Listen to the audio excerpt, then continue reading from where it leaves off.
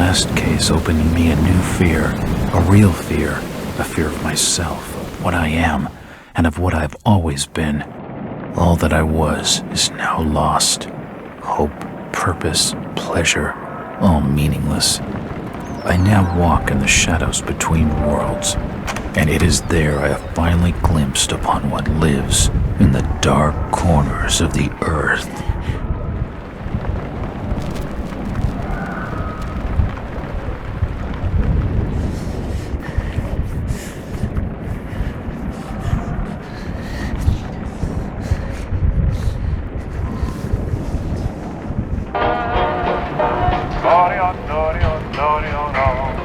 I like the way you smile at me, baby.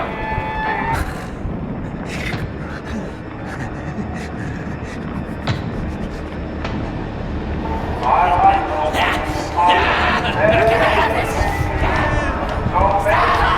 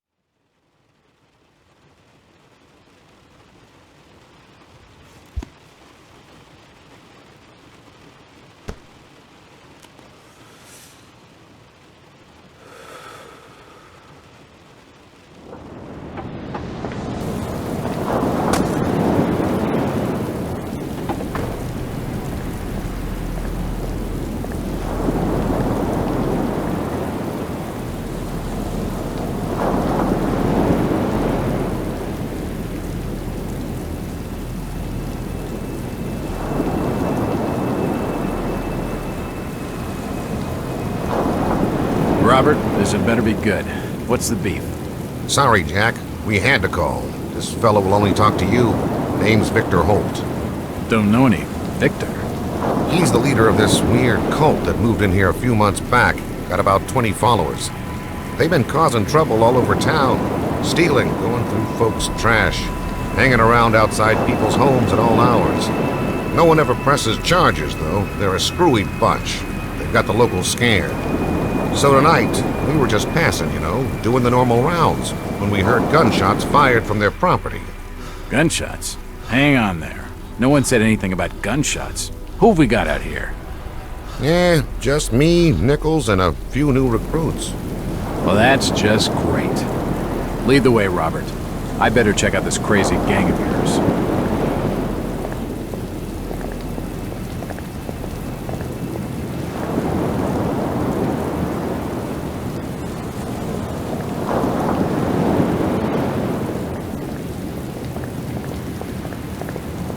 How you doing, kid? Good, sir. Is it true what they say about you? Depends on what they're saying. That you've cracked cases where there was no evidence. You shouldn't believe everything you hear. Right.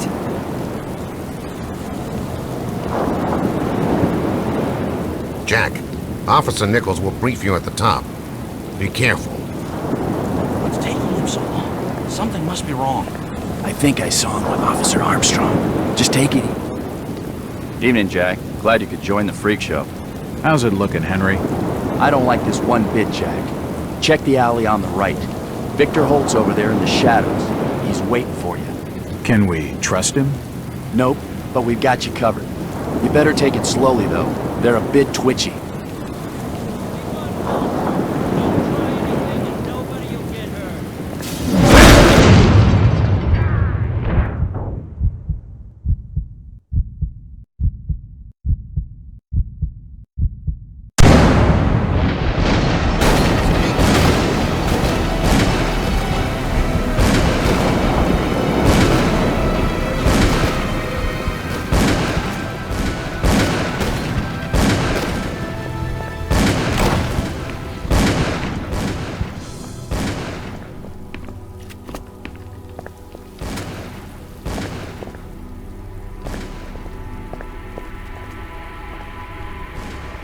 This blasphemous image makes me feel uneasy. A powerful painting of some cosmic horror.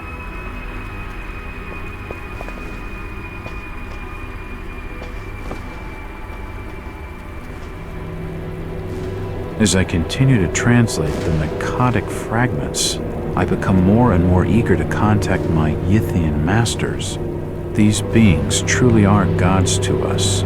Their intellect and knowledge surpasses ours in ways impossible to comprehend. I know now just how insignificant mankind is in the universe, a doomed and simple species thrown up as a side effect of an experiment by the elder things.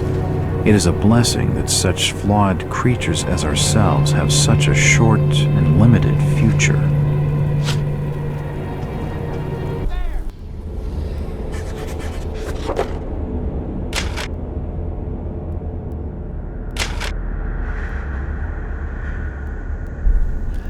I guess I'm a victim of my own success. After closing the last 5 cases so fast, the papers have been calling me a local hero. But I just had a run of lucky hunches, that's all. I'm just another cop doing his job. So there's a disturbance at a local residence. It's probably just a bunch of kids hopped up on moonshine. Why call in a detective? Maybe the uniform boys are sore at being out in this weather, and they want to share the joy with a local hero. It wouldn't be the first good-natured prank I've had to take since those newspaper reports. I don't know though, something doesn't feel right. It's more than just a regular bad feeling. It's hard to explain, but it's strong. I'm probably just tired. Those dreams don't help. I can't remember when I last got a good night's sleep. Must be a month, at least. Right about the time I started my run of lucky hunches. The dreams have been getting worse lately. I'm almost afraid to close my eyes. Bourbon helped at first, but not anymore. The lack of sleep must be affecting my nerves. Well, jitters or not, I better get going. The board has been used to illustrate a diagram.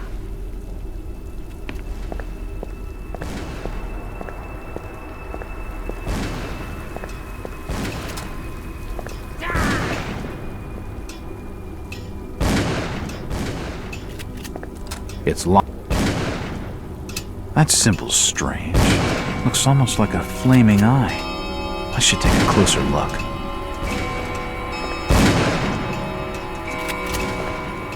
It's locked. The front door has been barricaded with tables and chairs.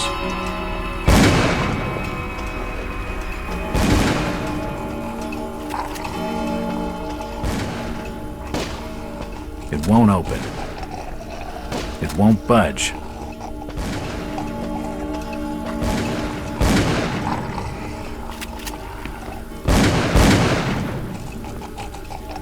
At last!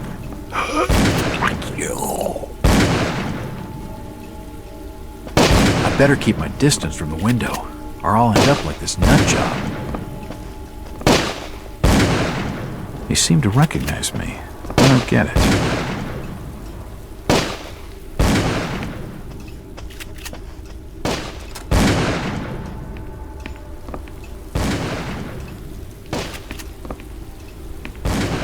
Poisoning by the looks of it. He's dead. They're all dead.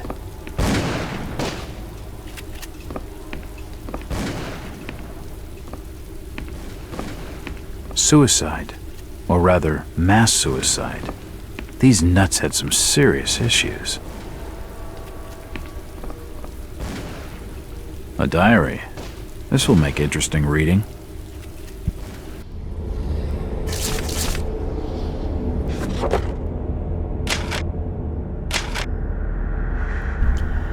Diary of a Cult Member, August 20th, 1915. We have been watching him now for 2 months. I can feel my anticipation growing as the day of contact draws near. Victor has not yet divulged his final plan for bringing Mr. Walters to us. All I know is that we must succeed. The sermon today was inspiring. Victor enlightened us with a story of the great race transcending the bounds of time to visit his dreams. Of the conscious things on this earth, and in the ocean depths, we are but servants to a greater design. I can only hope that my faith during these last days will win me favor when our masters step through the gate. The experiments below have claimed one more of our order. Another volunteer is needed, but many are willing. We are truly blessed through our faithful service now that his coming grows so close. The preparations are complete, and Victor's plan is in motion. He will arrive soon. Surely by now he must suspect his true nature, or at least question the nature of his gifts. He has come. Finally, it begins.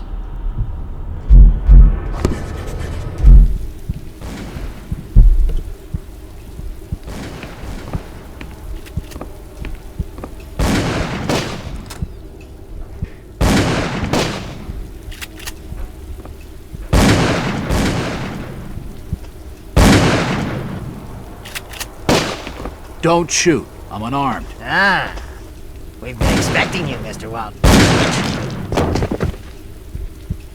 Damn, he recognized me. And it sounded like he was going to get on the level with what's going on in this joint. He's dead. Looks like a bad case of lead poisoning. A key. This should help downstairs.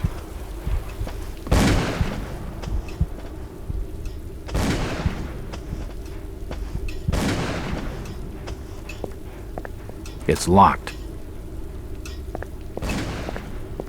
It's unlocked.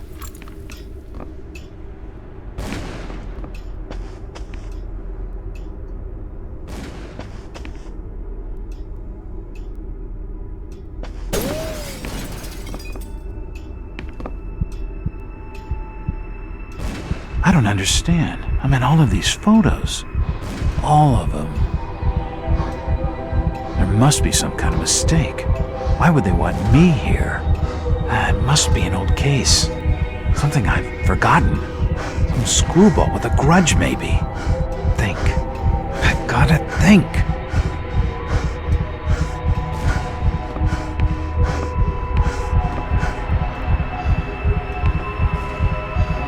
Another key. This should fit the door across the hall. It's unlocked. For nutcases, they seem quite literate.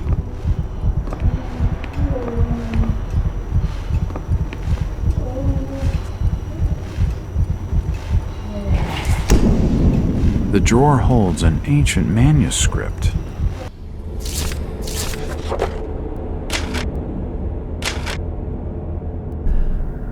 The manuscript looks medieval, but claims to be a translation from classical Greek of a far older work from before the time of the first humans. The pages are stained, faded, and even burned in some places, making reading difficult.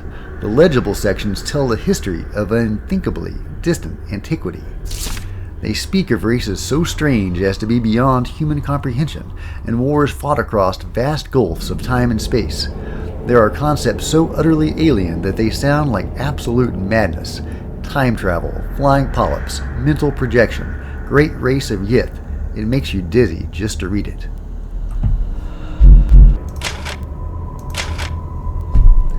The Boston Globe, 20th August 1909. Enlightened or duped? Inside Boston's strangest church. Those of our readers who live near its headquarters and ordinary-looking Boston residents will need no introduction to the Fellowship of Yith, or whatever the cult's name is. For those who have not encountered this mysterious, semi-religious group before, a few words of explanation are necessary. Since our country's founding upon the basis of religious freedom, its shores have been home to many small religious groups outside the mainstream. No small number are headquartered in the states of New England, where the Pilgrims themselves sought a new world free of religious persecution. But the question must be asked, at what point does a religion become a cult, and its trusting adherents, not to mention its blameless neighbors, become victims? That is the question this journal poses in regard to the Fellowship of Yith.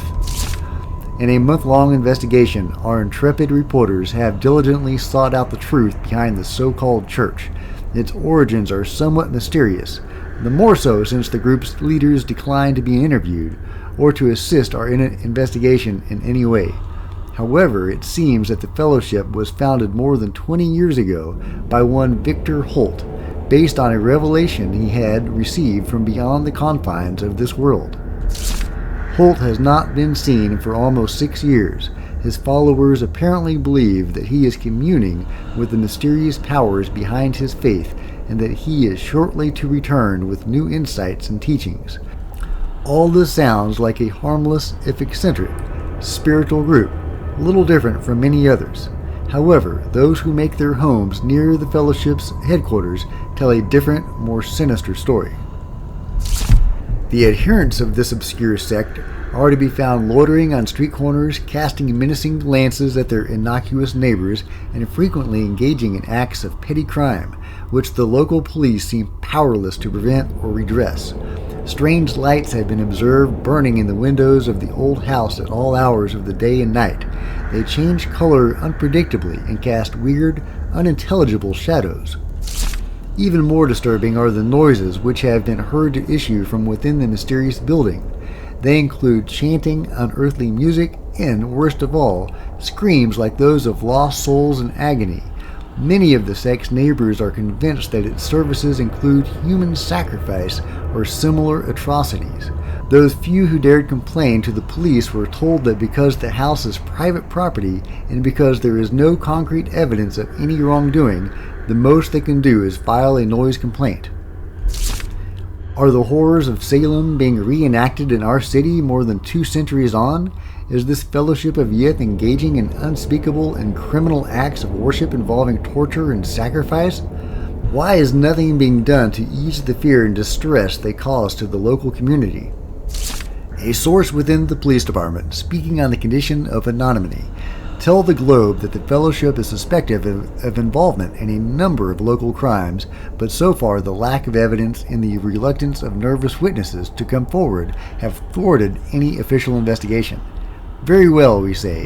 Where the police cannot or will not investigate, the Globe shall continue to act in the interest of Boston citizens, fearlessly exposing the truth about this so-called church and its followers. Our findings will be published in these pages over the following months so that all may know the truth. Editor's note. It is with great sorrow that the Globe announces the death of reporter Howard Aldelstone, who was leading the paper's investigation into the Fellowship of Yig when he apparently drowned in Boston Harbor. The coroner has ruled his death a suicide. Our condolences go out to his family. There are definitely some strange sounds coming from this side of the room.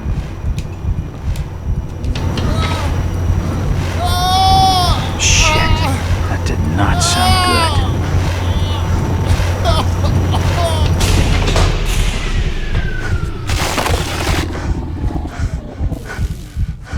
Well, that's just swell.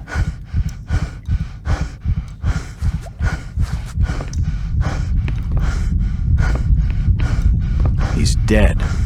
The beam must have fallen and crushed his skull.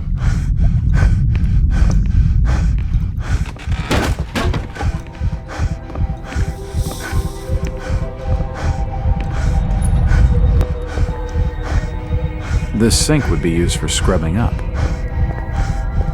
Dead bodies, and plenty of them. From the markings, he must have been one of their own. I wonder if he volunteered. Seems like these cabinets are used for storing chemicals and medical equipment.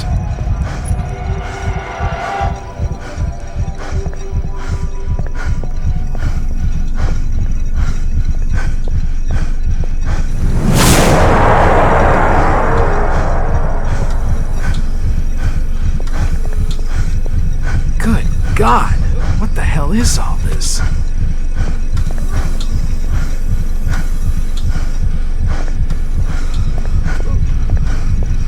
Looks like his kidneys. They're moving around in all that liquid. This pipe must drain the waste from his intestines. Looks like his brain. I wonder what those wires are for. Ah! It's too hot to pick up. His beating heart. The contraption above seems to be controlling his breathing. Looks like his stomach.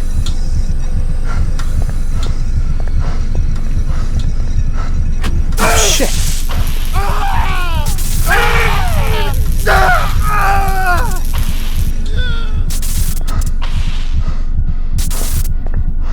The machine must have overloaded. He's dead.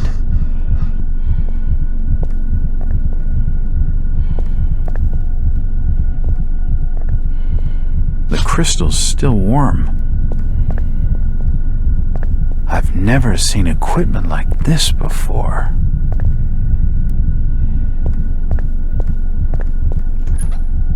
This tunnel feels like it's gonna collapse at any moment.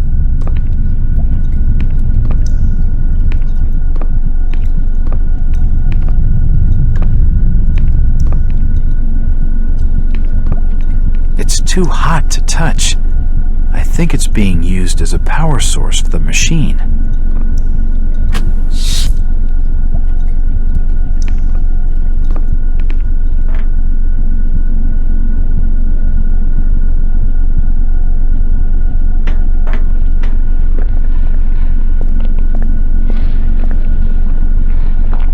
There's no power.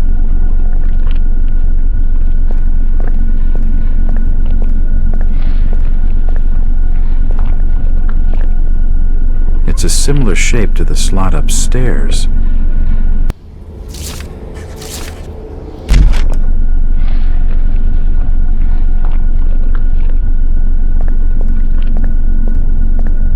What the hell is that?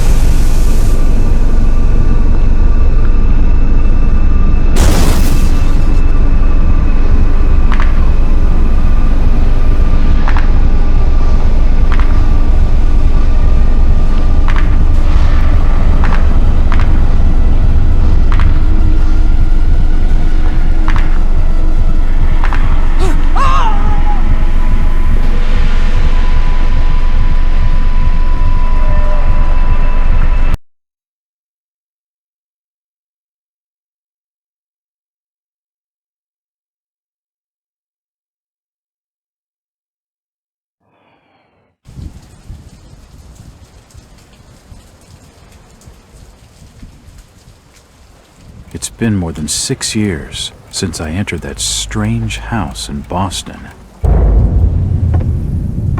But to me, it was just 5 months ago. Amnesia, the doctors called it, probably brought on by acute mental stress. I remember investigating the far side of the library. There was screaming.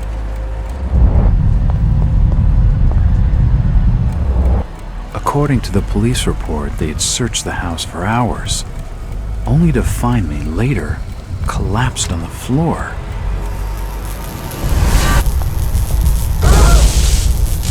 When my eyes opened and I spoke, my colleagues recoiled in fear. There was something unnatural in my voice and blank gaze. They committed me to Arkham Asylum, where I was diagnosed with severe schizophrenia. As it became clear that I presented no danger to either myself or others, I was released from the asylum's care. I have learned little of my activities in the 6 years that followed. The accounts I've been able to piece together show much of my time was spent in travel and study. I maintained a fanatical infatuation with the occult, delving deep into volumes concerning witch cults and dark legends, often in languages unfamiliar to my own. When I reawakened 5 months ago, exactly 6 years after entering that house in Boston, no trace was left of what had been a secondary personality. I was myself again, or at least what I believed myself to be. Return to normal life has been a painful process. In recent days, my dreams have been plagued by cosmic landscapes, and I've become fearful of my own reflection. I am beginning to remember things from that day, more than 6 years past, that I've told no one else.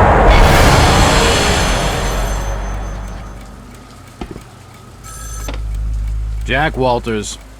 Hello, Mr. Walters. My name's Arthur Anderson. I need your help finding a missing person. I don't take that kind of job. Did you get my package? Hold on.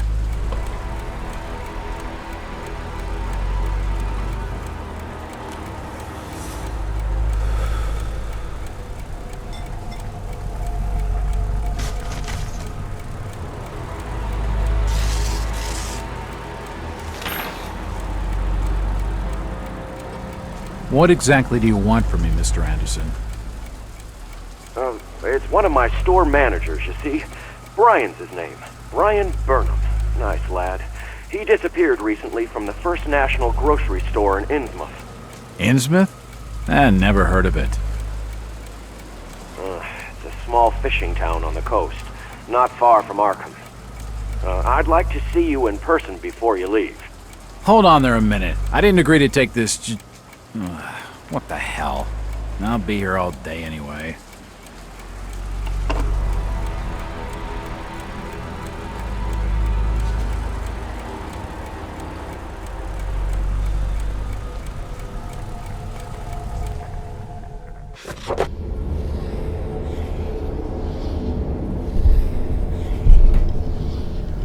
I have a new client, Mr. Arthur Anderson, the regional manager of the First National grocery store chain.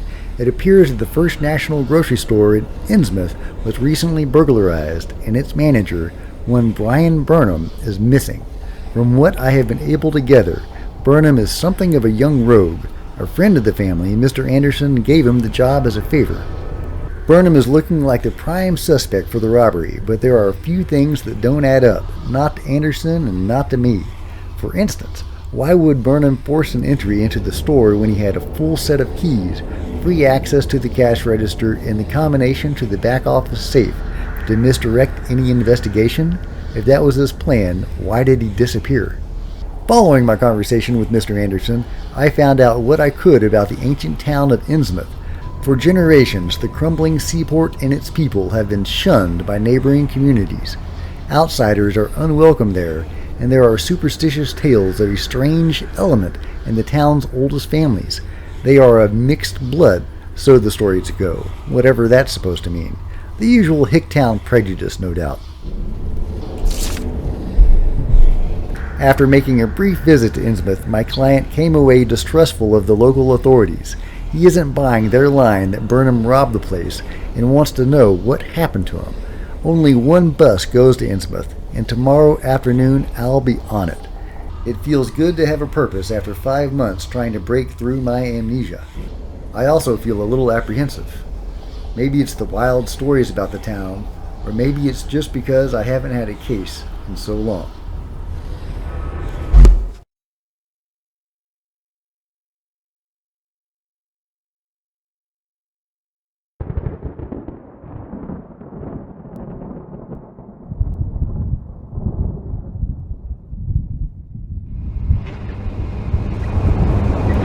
Driver, how far to the stop?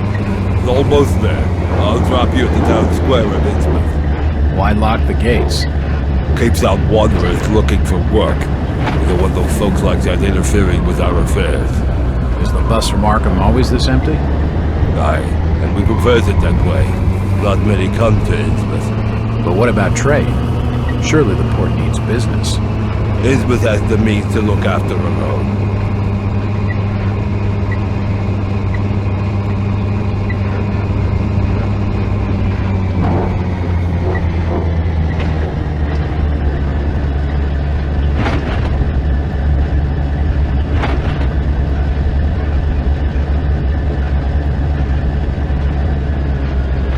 This is it, stranger.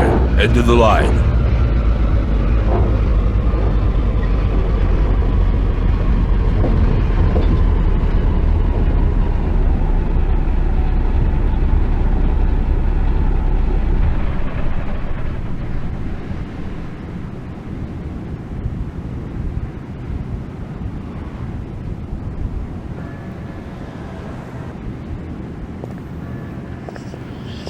Could you direct me to the First National grocery store? I hear they have a shop in town. I don't know nothing about that.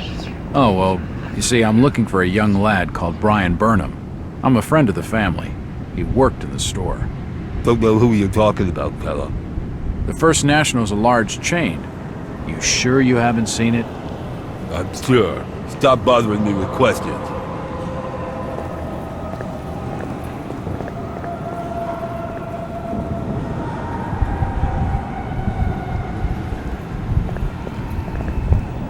Do you know the Burnham lad? He worked... Just leave me be, stranger.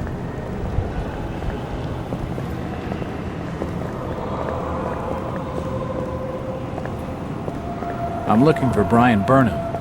Can't help you. Outsiders. The sign says, sniffing around Innsmouth where they ain't Poorhouse, wanted. in memory of Lady Warrens.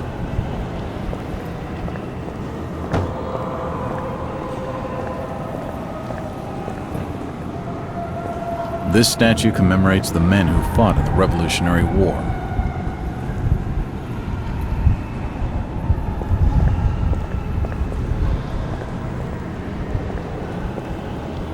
I'm looking for Brian Burnham. Can't say I noticed what you're saying, stranger.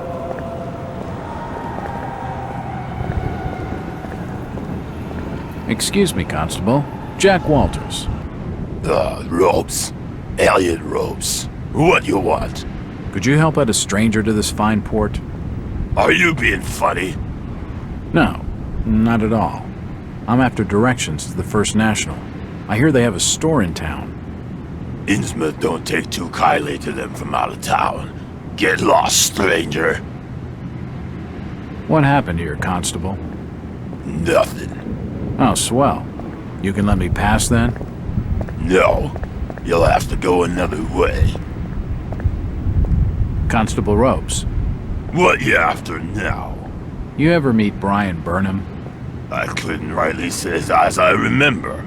The burglarizing of the First National is big news in the Arkham press. The Burnham lad must be one of your prime suspects. Any luck tracing his whereabouts? No. That'd be a matter for the Order. The Order? Isn't this a matter for the police? Yup. That too. Who is the Order? Them's that look after affairs there in Innsmouth. And you'd mind your business not to be asking too many questions.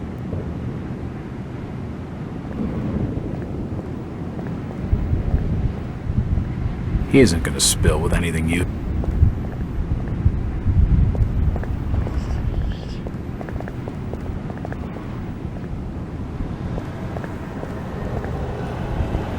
Seems this grandiose structure is the esoteric order of Dagon. It won't budge.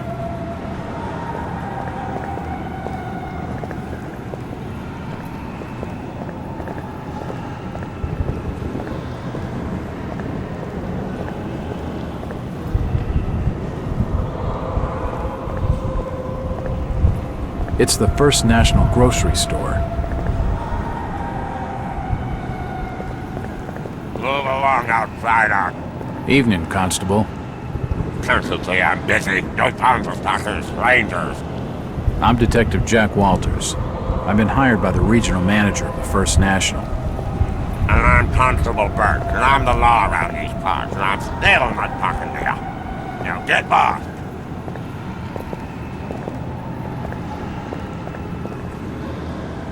Talking to that fella's a waste of my time.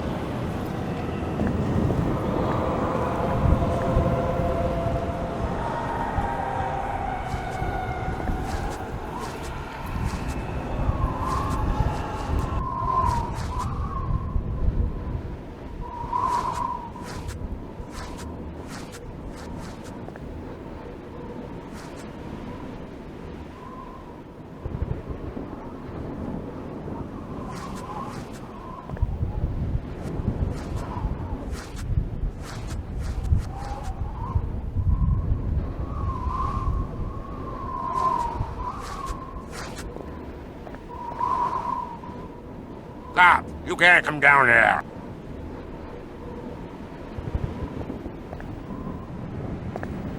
The police clearly don't want me snooping around. I need to be more careful.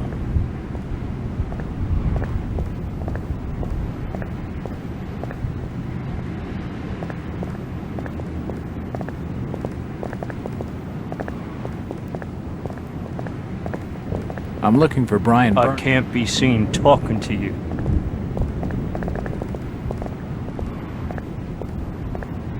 Fog's thick tonight.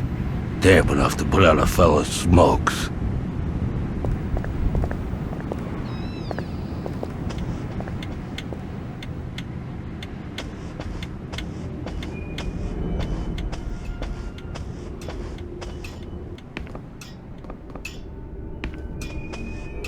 Evening. Hi. The name's Jack Walters. I'm just visiting. You don't say, sir. Gilman. Charlie Gilman. I run this here hotel of an evening. You got any rooms? I'd not rightly know that for sure. All habits cleaning rooms at present. Them's from out of town can leave a horrid mess. I'd get more juice out of a stick.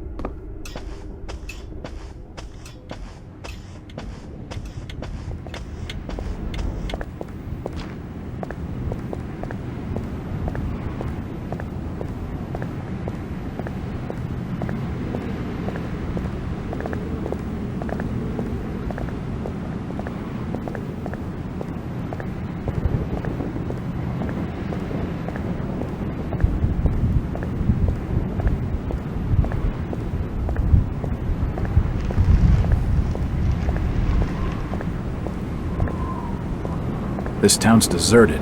Where is everybody? Just leave me be, stranger.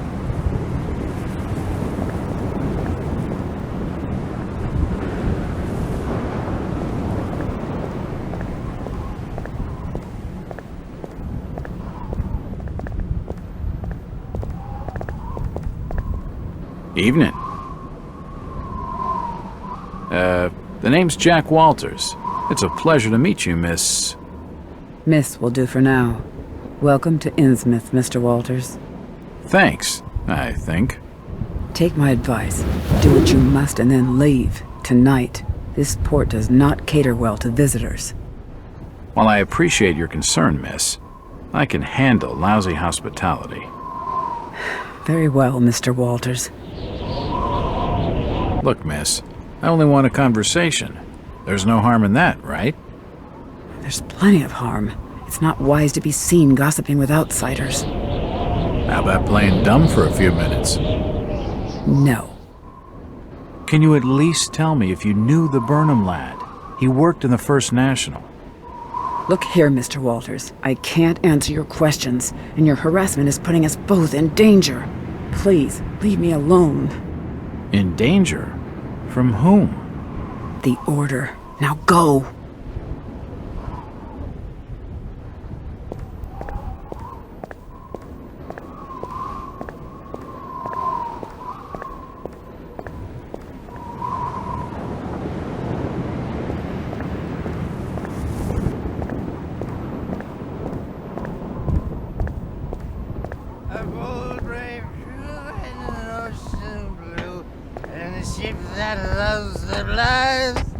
With a good wine piping, with a good wind piping merrily in the towland's gallant mast.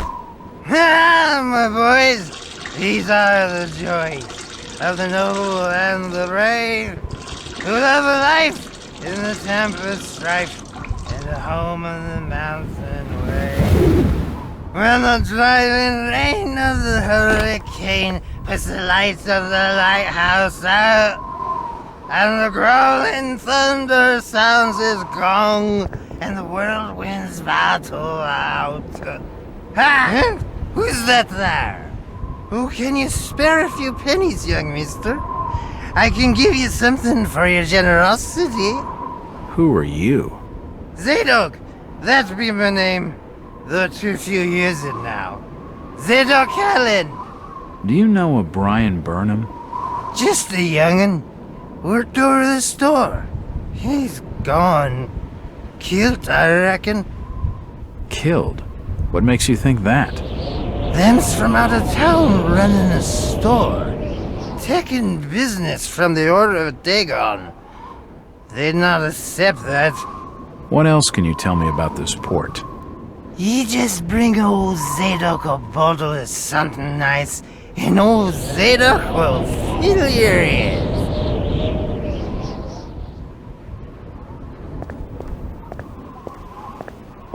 The old drunkard knows something. I don't think it would take much to get his tongue wagging.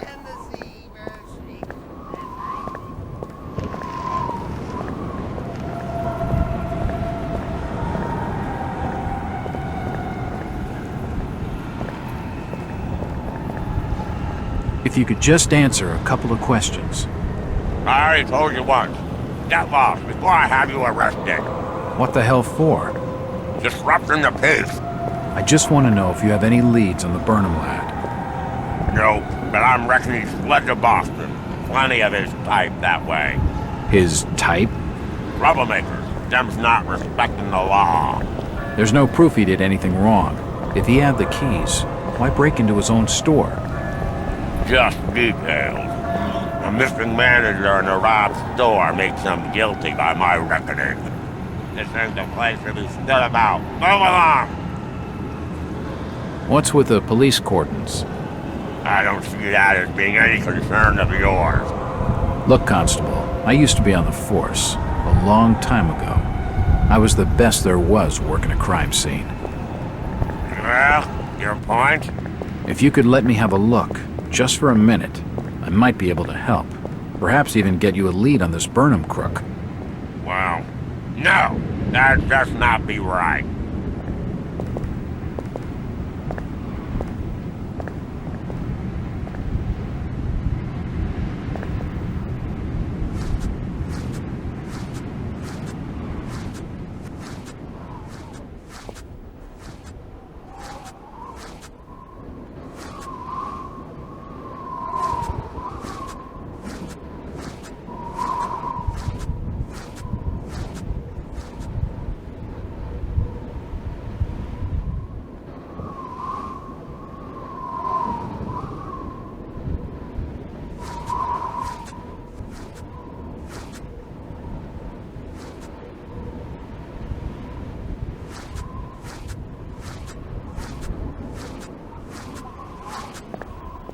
It's unlocked.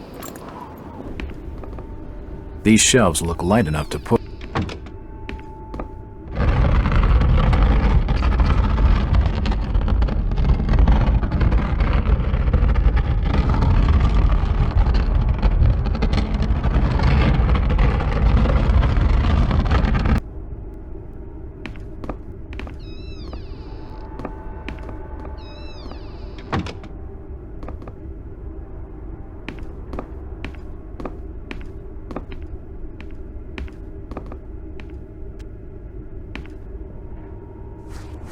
It looks like I need some sort of lifting handle to get it open. The glass has been broken, and there's scratch marks on the wood. Strange. Looks like the door was forced open, and there's scratch marks on the wood. A typewriter, invoices and receipts, nothing of interest. There's a bottle of bootleg rum and a wooden handle.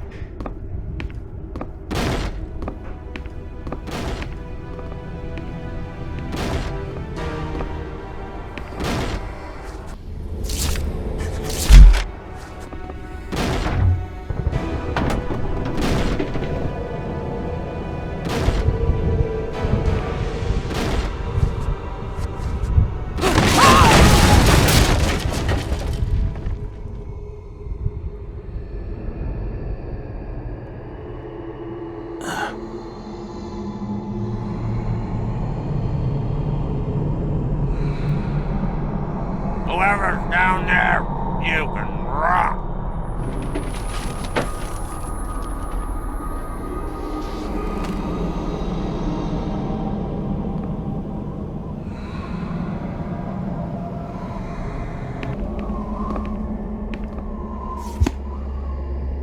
It looks like a diary.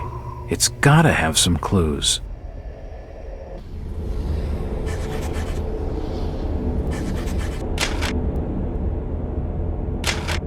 Diary of Brian Burnham. Well, I agree with the locals on one thing. I shouldn't be stuck in this miserable excuse for a town. I can see why nobody comes here, that's for sure. Another slow day at the store. At first I thought people were staying away because First National isn't local, but I haven't seen anyone go into any of the other stores either. Come to that, I haven't seen any other stores open for business. This place is deader than dead. Still, it won't be long before I'm out of here, before we're both out of here. She's the one good thing about Innsmouth. We'll bust open Old Man Waite's safe, take a car, and then it's New York City. Bright lights, nightlife, everything.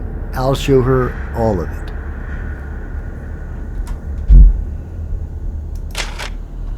Arkham Advisor, 6 February 1922.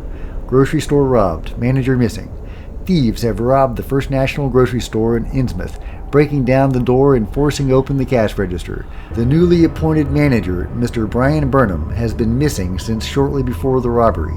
This is a very disturbing turn of events, said Mr. Arthur Anderson, First National's regional manager, from his Arkham office.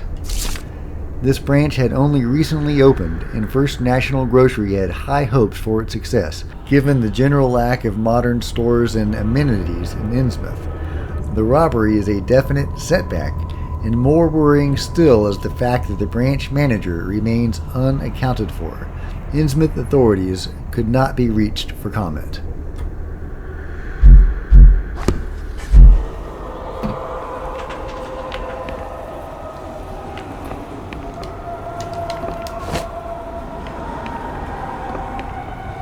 I can feel the air through holes in the brickwork here.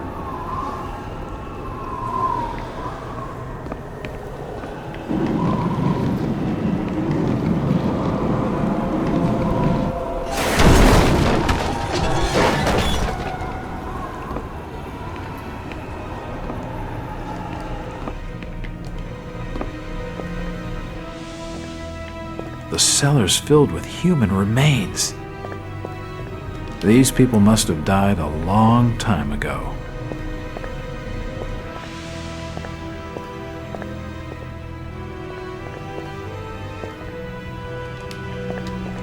There are some issues of the Innsmouth Courier lying here, and they're dated 1846.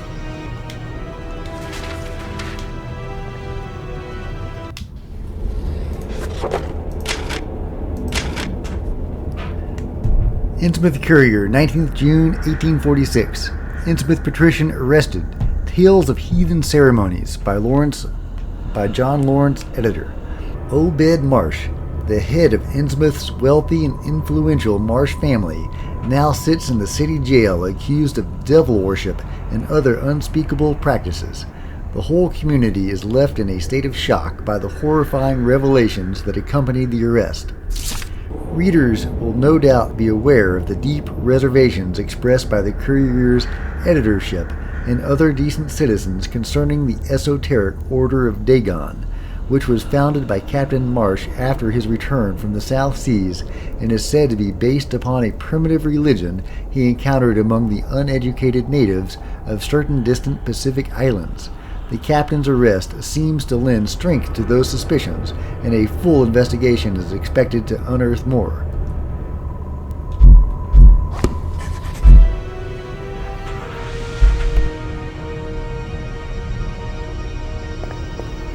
Old photos of Innsmouth. Most of them have faded beyond recognition. Various chemicals and apparatus for developing photographs.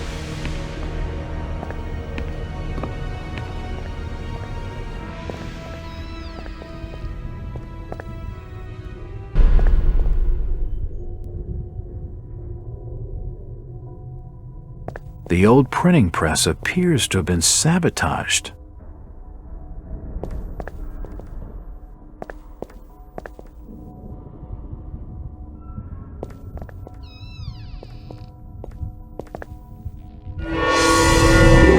Holy shit! From the stench in here, this noose broad must have kicked it a few months back.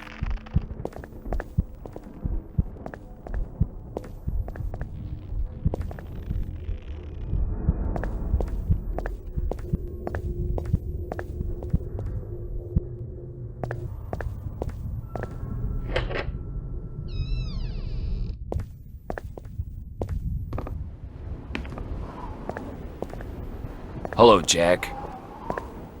Do I know you? Lucas Mackey.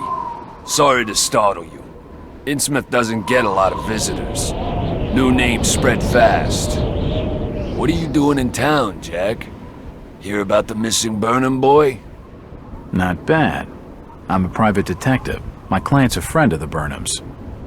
Seen the latest press from Arkham? Your boy's been quite busy. What about you, Mackie? You're obviously not a local. What's your business in town? True enough, Jack. Nothing too exciting, I'm sorry to say. I'm a government factory inspector. They posted me in this rotten hole to check over the old Marsh refinery. Speaking of which, I've got an appointment with the manager, Jacob Marsh. Okay, maybe I'll catch you later. That's the first friendly face I've seen in this damn town. But I've been in this business long enough to know he's hiding something.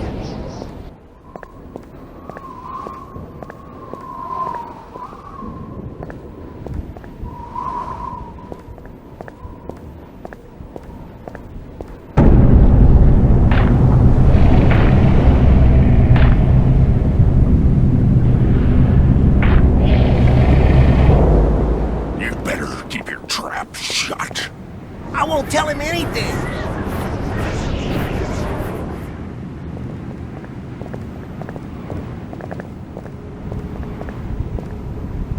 Seems like the Burnham lad had some doll along for company on this little caper.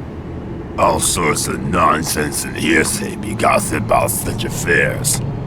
But there was another robbery at Waite's Variety Store. That much is true? That's for certain. How did they break in? Just down them there steps. Old Tom Waits had locked up for the night.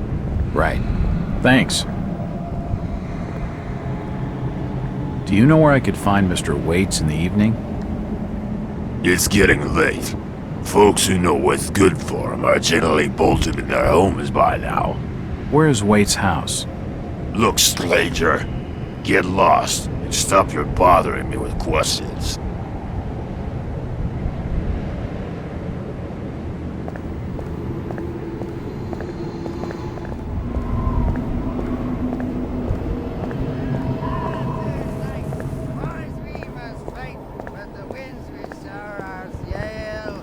Shall never scare the mariner. In the wingate sits a sail. If you pardon my asking, have you lived here in this port all your life? Less 37 years in old lady Warren's house. Before that, over by fishing cannery. Cannery. Old Lady Warren's? You live in the town poorhouse? Go and fetch me a bottle of something to wet old Sidoc's whistle, and I'll tell you all.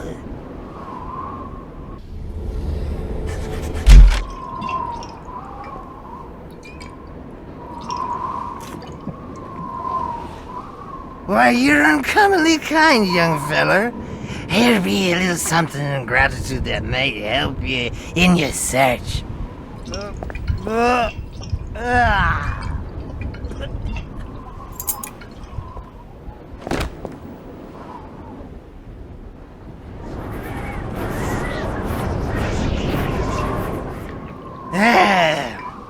Now you be calling me crazy. Like them that's there rumoring in Ankrum and Lipswich. But old Zadok's seen all manner of wicked things since before you was born. Old Captain Mobid where it all began. Telling desperate folks they'd order get better gods. Them's that would answer their prayers. Didn't the Christian folk of Innsmouth object to such blasphemy? Aye, they did. It were around 46 that many folks in town were done with Obed and his ways. And all that wild preaching and too many missing, you see. A party of good folk followed Captain Obed's crowd out to the reef. Shots were fired. Next day, Obed and 30 of his followers were in jail. And for weeks all were quiet. till that artful night of 46. Them's I was outside wrecking out it being a riot.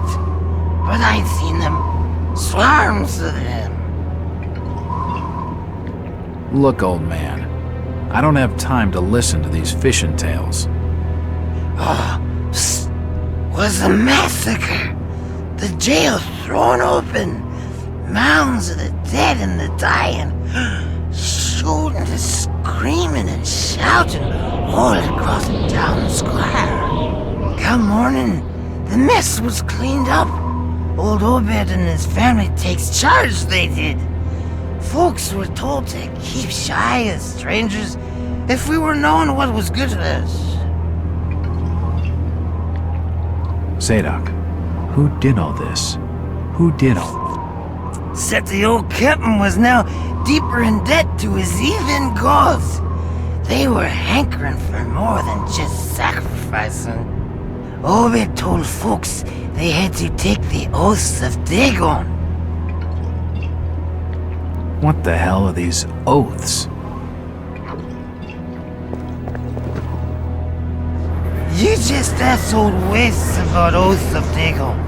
Aye, he take the third oath. Just head over to his hole in the Dark Street. Then you'll see, for definite. He's given me a key to the town poorhouse.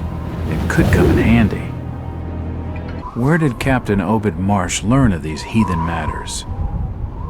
In war and foreign parts, the old fool had learned the ways of making gains, doing heathen things.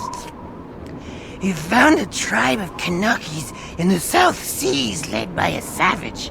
Chief went by the name of Wallachia. And his tribe never went without food, for they had all the fish they could catch. Old Obed learned from his Wallachia that these things on this earth as most folks never heard about. Seems these Kanakis was worshipping undersea gods, with heaps of human sacrifices and other heathen things. But they was getting all kinds of favors in return. Plenty of fishing and even gold now and then. Human sacrifices? Maybe you've had just a bit too much. I don't blame you for not believing it, young fella. But just answer me this. Why did Captain Obed roll out to the reef of Satan and chant a lot of rites and incantations in the dead of night? So loud you could hear them all over apart. He cast something in the water that eve, out the other side of Devil's Reef.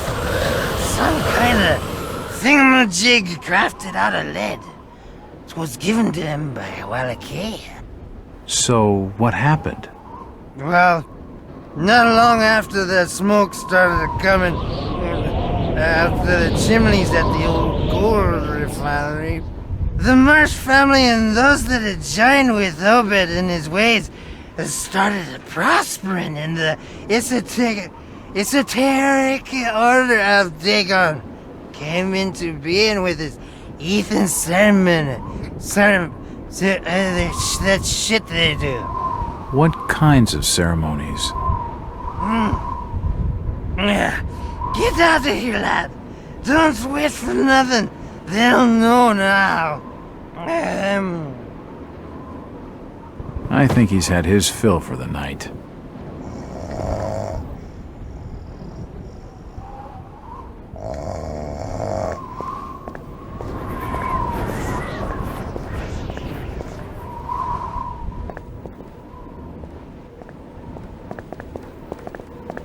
Mr. Walters, I must speak with you. It's Jack. And just hold on there a minute, sweetheart. Are you gonna even tell me your name? My name's Rebecca Lawrence, and unless you want to join Innsmouth's long list of missing, I'd urge you to follow me. Missing, huh? Like Burnham? Of that, I'm not sure. You'd be better off asking the Billingham's daughter, Ruth. She was dating Brian. What? Who's Ruth? Quickly, we don't have much time. You've got to follow me.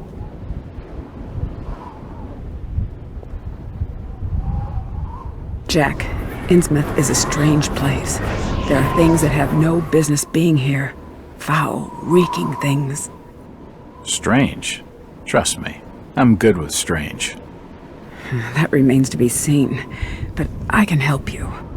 My father discovered this strange sign while studying an old manuscript.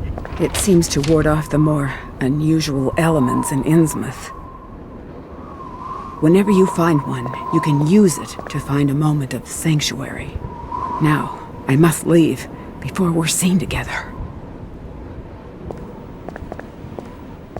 I've seen that eye-like symbol somewhere before, but never surrounded by a star.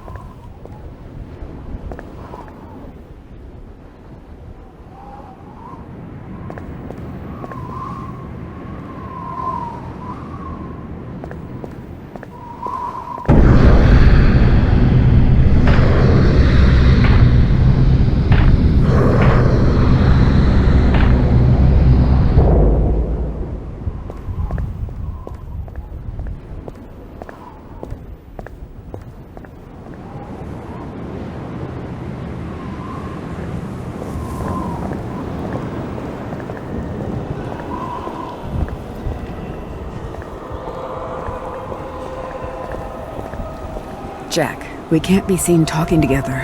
What is it? Why do you stay in Innsmouth, Rebecca? My grandfather, John Lawrence, was editor of the Innsmouth Courier. He was murdered in the slaughter of 46. He had always despised the Marshes and their blasphemous doings, and it was he who led the party out to the reef that night. They arrested Captain Marsh and his order and tossed them in the old jailhouse.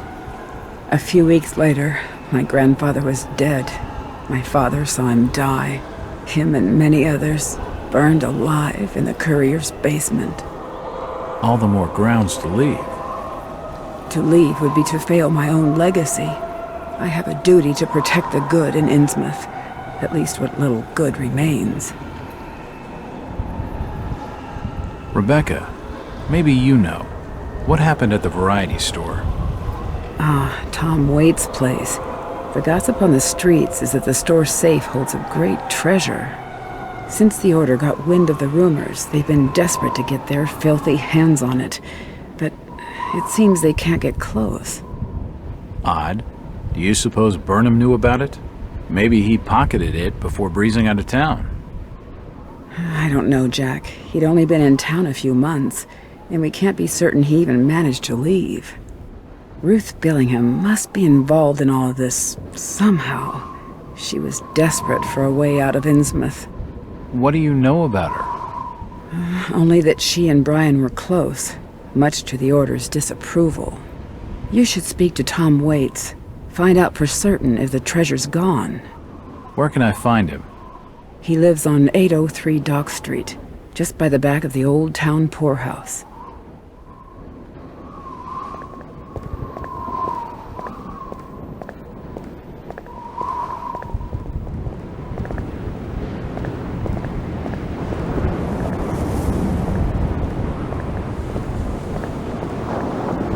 Hello, Mackie.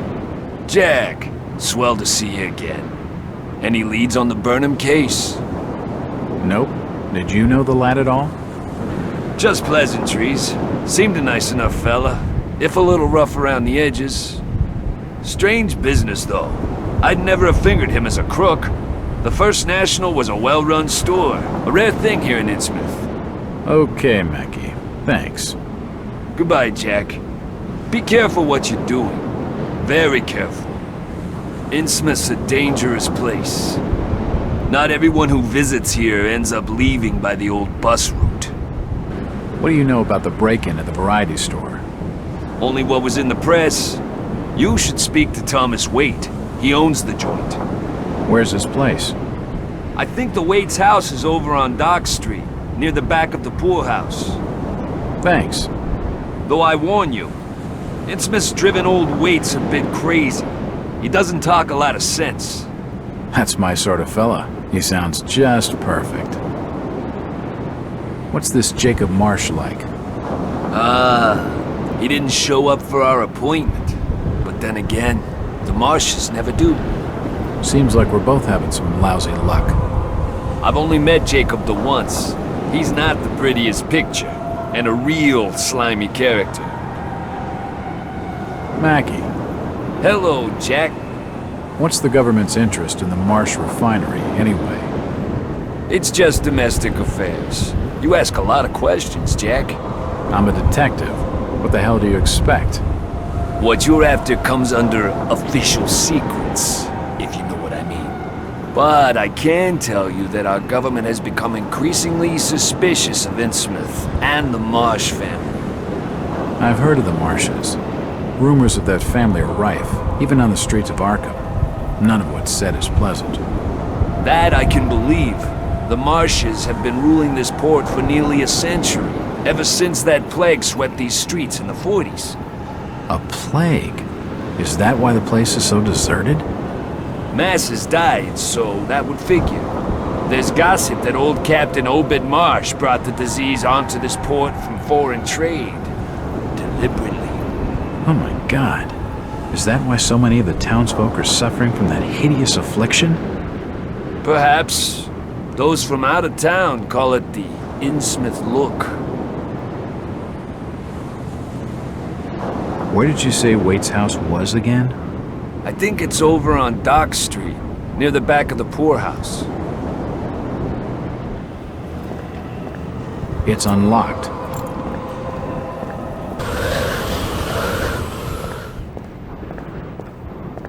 If I see you with outsider, I'll report your order.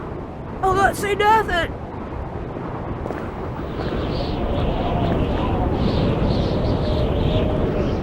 I'm looking for Brian Burnham. I can't be seen talking to you.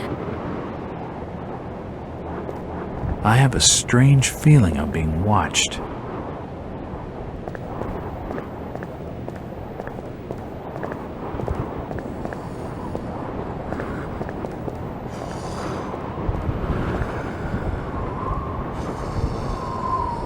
Do you need any help? Disease is rampant in this town.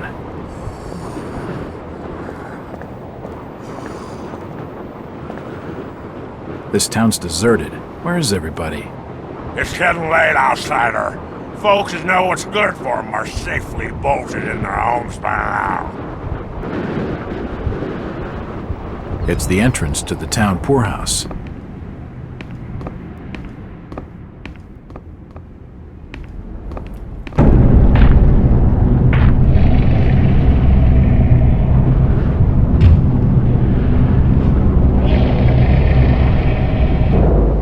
Since old Lady Warren's passed away, the food is rotten, but we'll die soon enough. What are you looking at there, old-timer? Nothing. I'm just looking. What you doing in old Warren's house, young feller? This hole is for the broke and the dying. I'm trying to find Dock Street. It's out back of the house. Everything in Innsmouth is rotten and dying. Windows boarded up, and all sorts of curious barking and crawling around black cellars and attics. How'd you like to be living in a town like this, feller? I've been to more welcoming places. I don't think he's been outdoors for years. He isn't gonna know anything.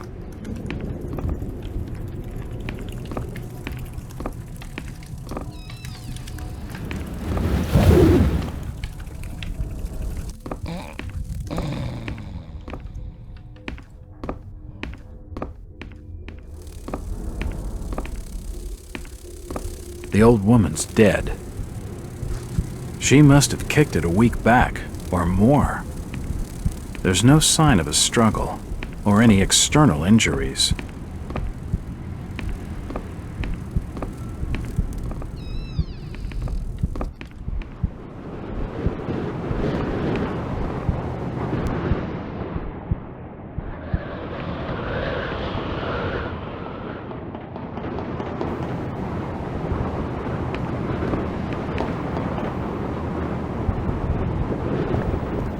Where is everybody? It's very quiet. It's getting late, outsider. Folks says know what's good for them are safely bolted in their homes by now.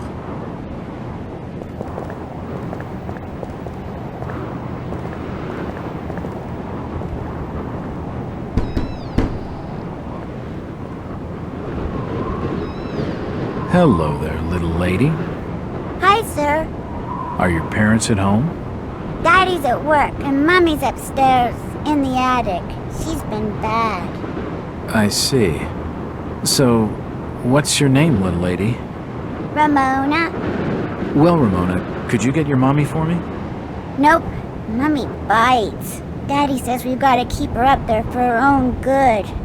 Excuse me? When I go near the door, she growls. I don't love Mummy like I love my daddy. You don't say. Ramona, I really need to speak to your daddy. Do you know when he'll be home? Soon, I think. You can wait inside if you like. Daddy won't mind. I'm drawing pictures with my crayons. That would be great. Thanks. I should check the place over while I've got the chance.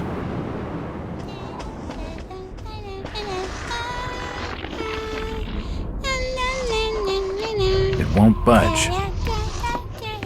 It won't budge. What are you drawing, Ramona? Pictures of Mommy and Daddy.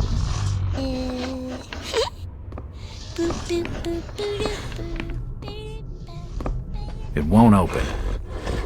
It won't open.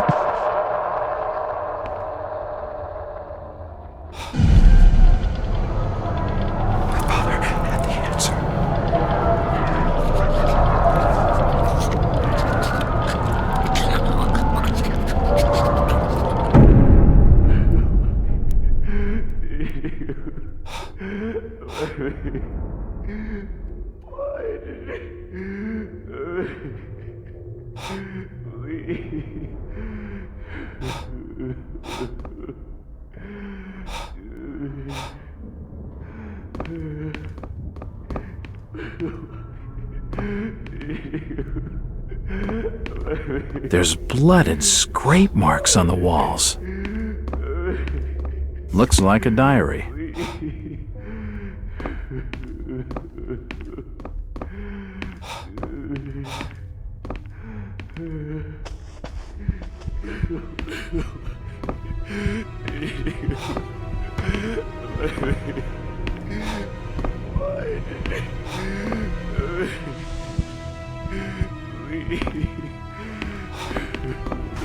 Oh, God. No. They've taken the last thing I loved away from me. I'm sorry. I didn't realize what was up there. What the hell was that thing? There's no time to explain. They'll be here soon. Listen to me closely. You've been the talk of the town all day, asking after the Burnham lad. I heard he never made it to Boston, that he was copped by the order of Dagon. Did he pocket anything from the store's safe? Thankfully, no. It's sturdy. He'd never have wrenched it open with a crowbar. There's something in there that needs protecting from the order. You've got to get it out of Innsmouth. Take the key to the back of my store.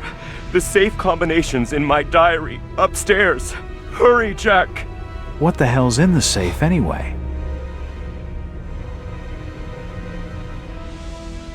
You've gone too far this time, Wait. We're taking you in for murder. You'll swing for this.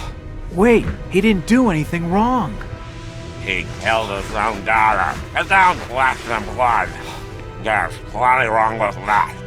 I'm reckoning you do well to mind your own business, stranger. In Innsmouth, we handle things by the old ways.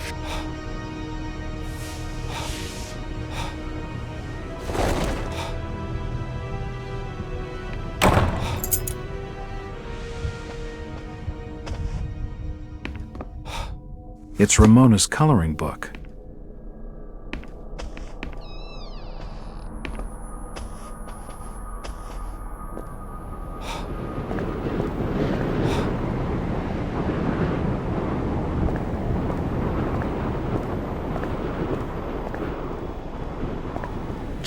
Jack. Oh, thank God I found you. Waite's been arrested for the murder of his daughter. I know. It's my fault, Rebecca. What are you talking about, Jack? What's your fault? There was something in the attic. Some kind of animal, and I let it loose. It's all my fault. The police dragged Waits off. He can't take the fall for this. He's done nothing wrong. We gotta do something. Guilty or not, the Order will see him lynched for it. There's nothing you can do. Oh, you must have taken quite a bang in there, Jack. Your head's bleeding. Yeah, I think I was out of it for a little while. I see you've got some bandages. Use them on your head. It'll help you heal. You're not losing too much blood. You won't need a suture. Thanks, Rebecca.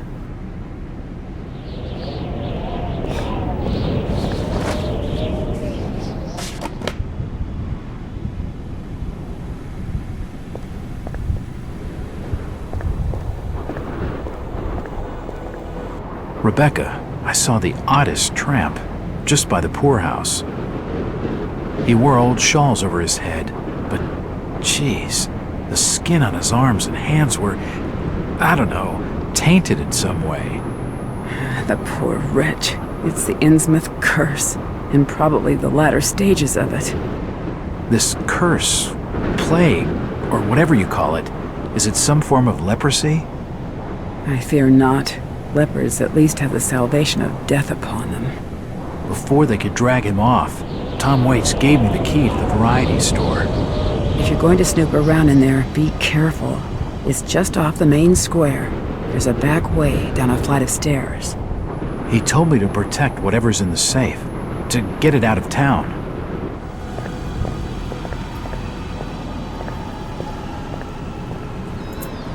It's unlocked.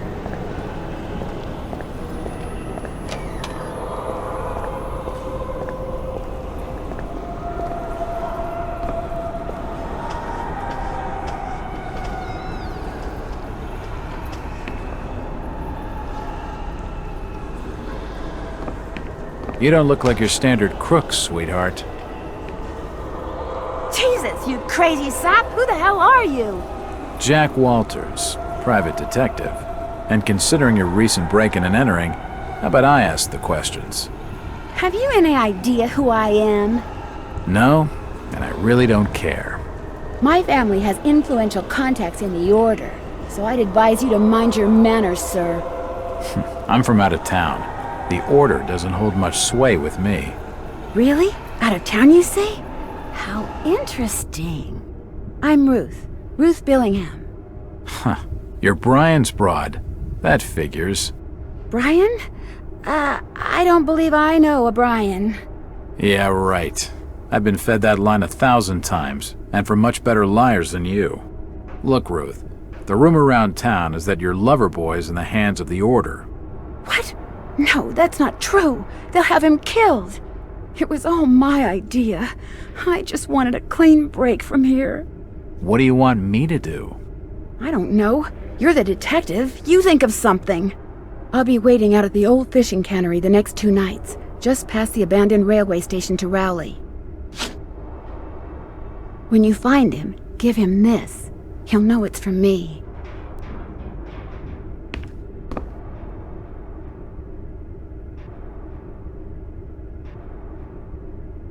Diary of Thomas Waite. The last entry in the diary is from today. It reads, "Another sleepless night. I lay awake, listening to the movements of that thing that I married, pacing about her locked room. Damn the esoteric order of Dagon. Damn the oaths. And damn the town fathers for not hanging Obed Marsh when they had the chance. No, burning him and his whole filthy clan. I wish I could just leave, abandon my sham of a marriage, leave the store to rot, and start a new life far, far away. But I'm trapped here. Every time I look at Ramona, I know it. Watching her sleep in her beauty and innocence, my heart feels like breaking. She has no idea of what she'll become. Yesterday was her 10th birthday. The change cannot be far off.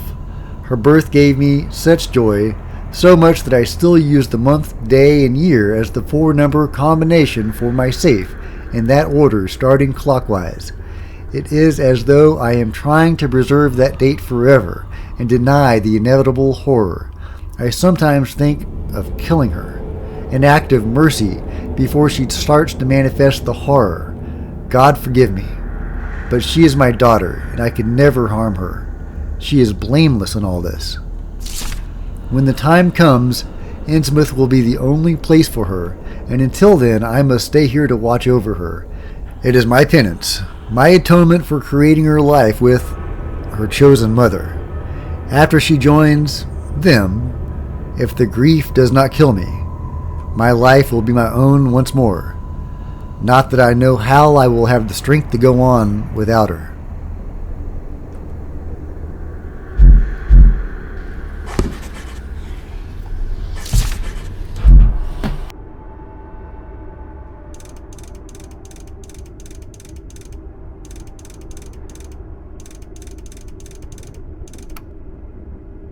Yes, that's it.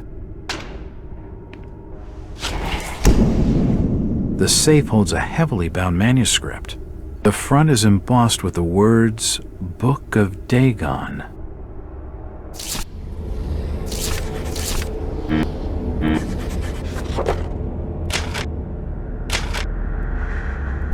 Book of Dagon. This book is handwritten and heavily bound. Its cover is embossed with the title, The Book of Dagon.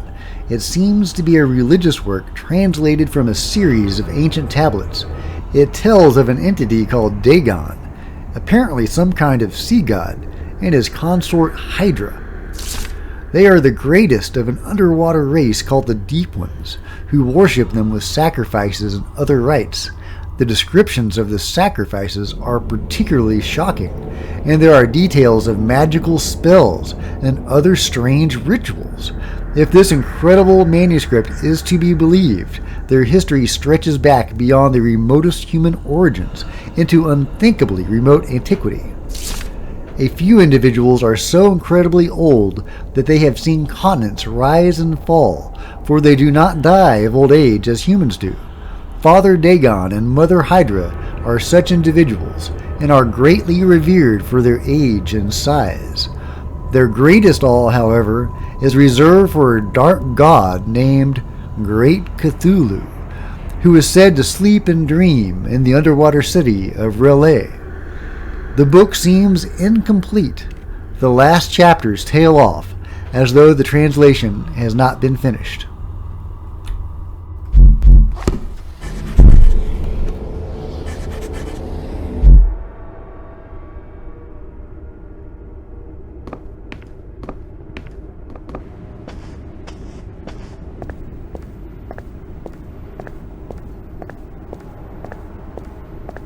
It's getting late. I'd better start making tracks. I don't much fancy spending the night in this hole.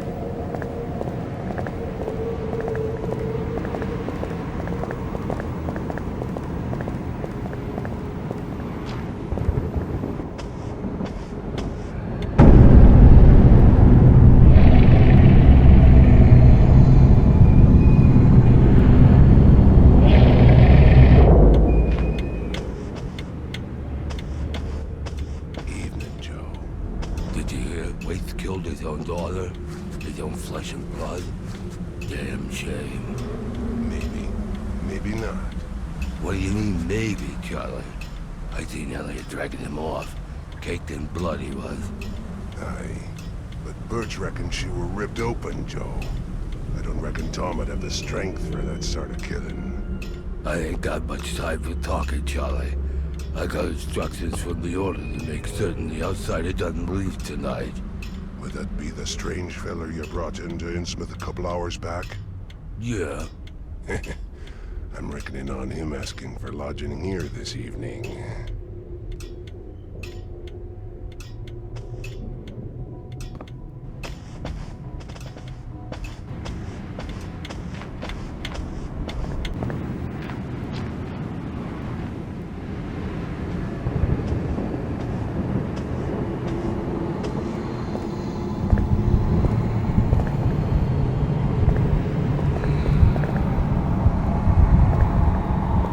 you be leaving soon?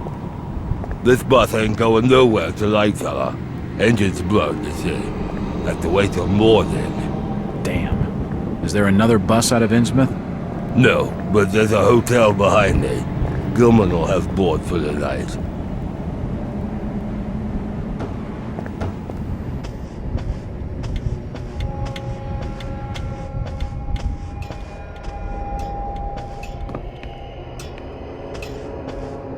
It seems the bus has been delayed till morning. Is it, sir? That's an awful shame. Do you have board for the night? We've plenty on the top floor of the house. Nice views over the town, I'm told. Great. That sounds just swell.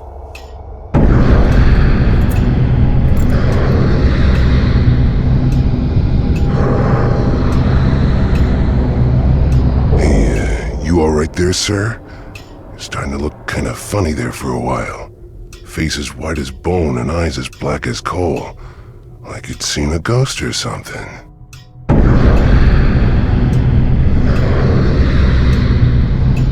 I'm fine, thanks. It's just the sea air around these parts. It makes me queasy. The Innsmouth's breeze is not for your outsiders. Charlie, can you come with me? I need to be telling you something. Personally. Excuse me, sir. The Innsmouth law doesn't like to be kept hanging about. I'll be right back with you shortly.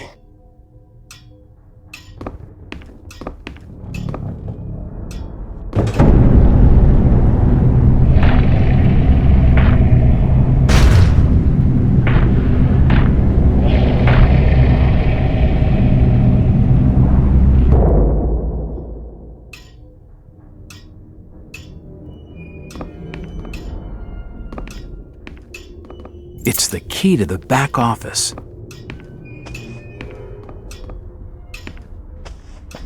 What's it you're wanting, Nathan? Whereabouts you lodge from the outsider? Top of the house. Plenty of rooms up there. Probably 401. Instructions under the order are to make certain he don't leave the hotel. That's the direct command of Robert Marsh himself. They reckon the outsiders seen too much of Innsmouth's ways. You can tell Robert he can always rely on Charlie to see things done properly. Yeah, you'd better be certain of that. What you done with old Waits? That's a matter for the order to settle. He's in jail for the present. They're out looking for her now. Something was always wrong with that Tom Waits.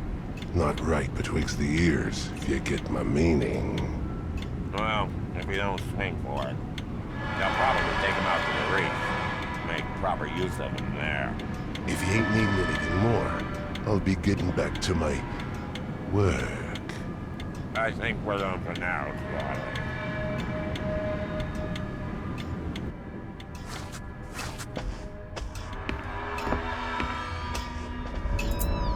It's unlocked.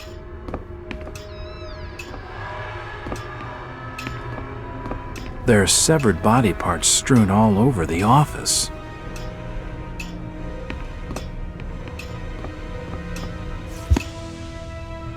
I wonder what secrets this book holds.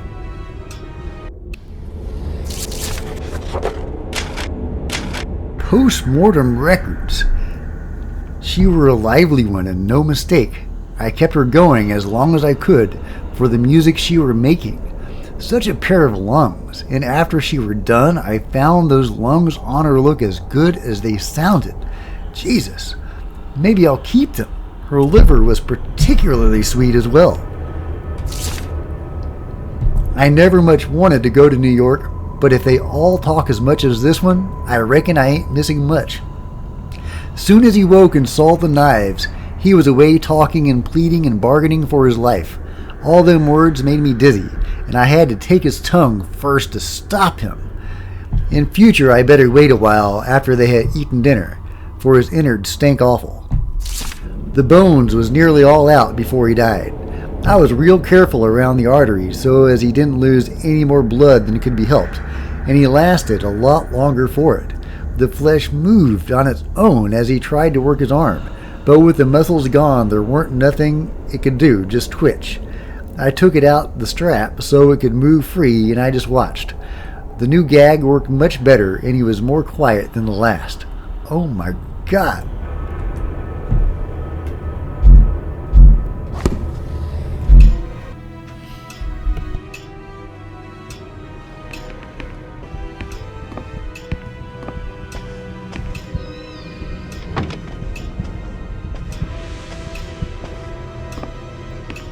If you just follow me, sir, I'll show you to your lodgings. I heard there was a killing over at the old Waits house tonight. They reckon the old fool killed his own daughter. Caked head to toe in her blood, they says, and had to be dragged away, screaming and crying. I reckon there'll be a lynching for what he done.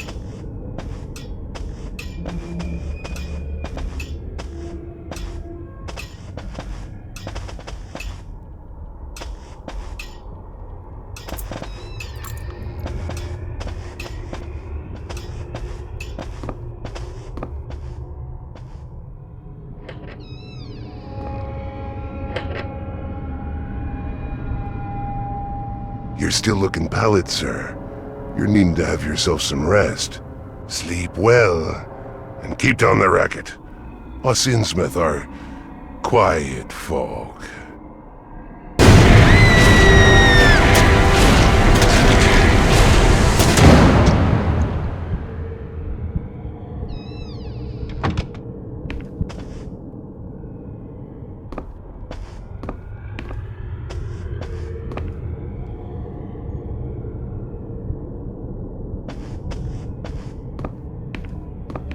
Can't see anything of you.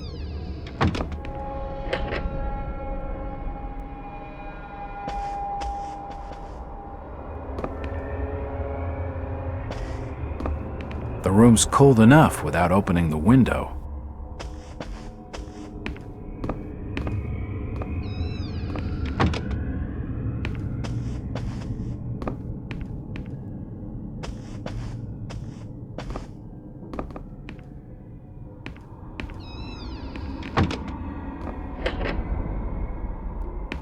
Better. Not exactly safe, but the best I'm gonna get in this infernal town.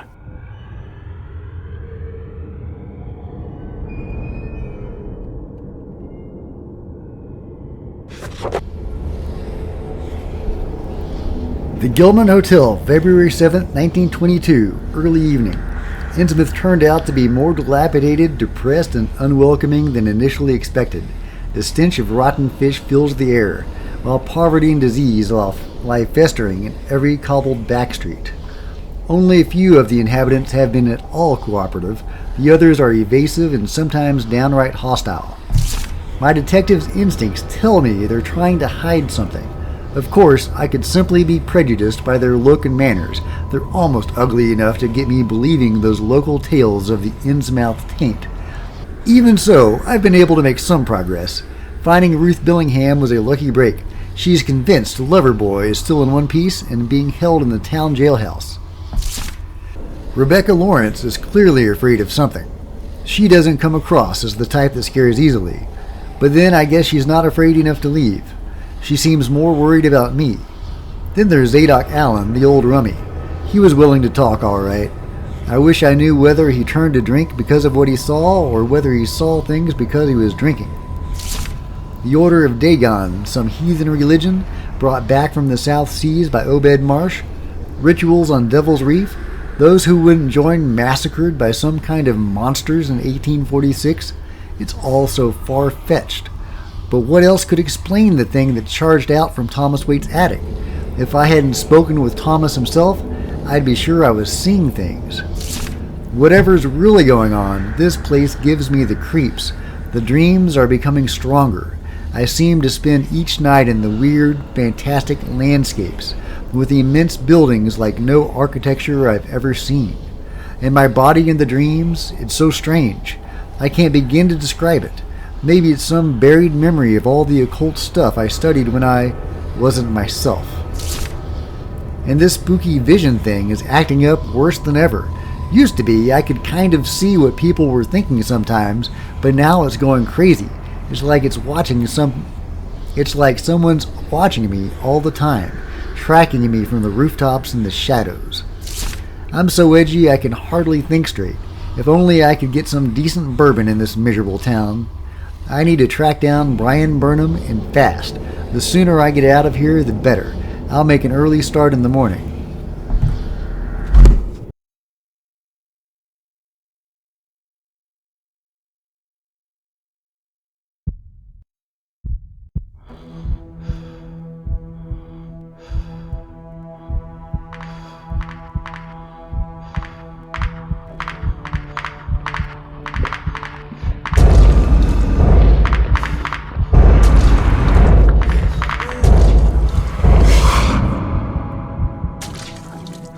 The great city of Nakotas. Rest now, Jack. You are safe. What was in the light, Jack? Where do you want to go? We are your history, Jack, and your future. I don't understand. You will, in time. Gilman, where have you put the outsider? Top of the house, room 401. Come on, let's have him.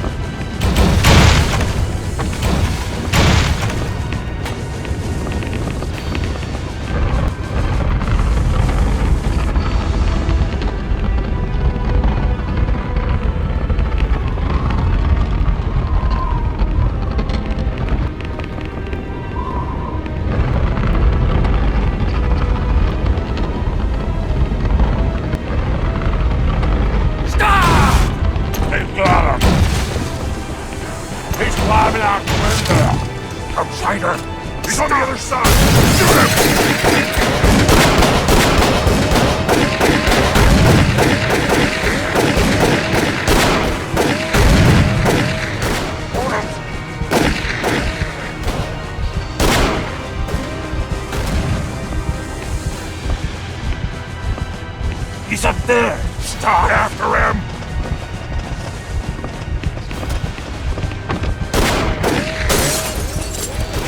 Find him!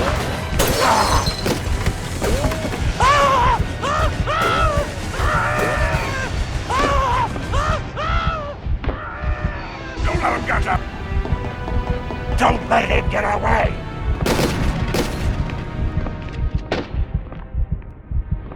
He's going across the roof! Get him!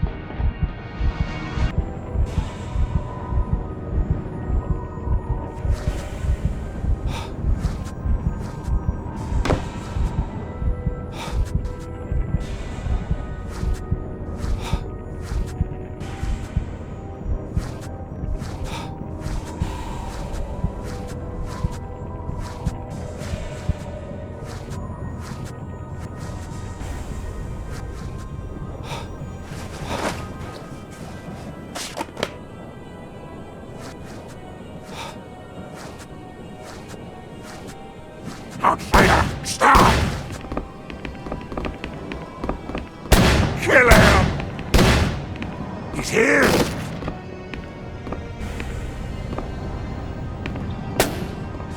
He's here! Touch the eye! Kill him!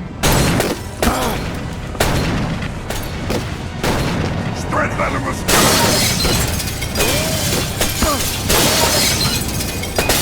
I'll not another lie!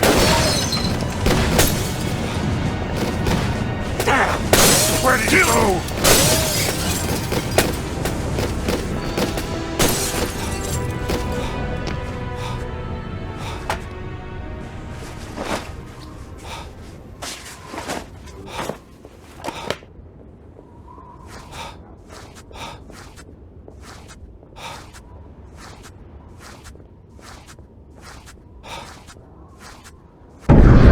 Lost him off the roof. He's gotta be somewhere in there. Spread out. Search the floor. He's hiding somewhere.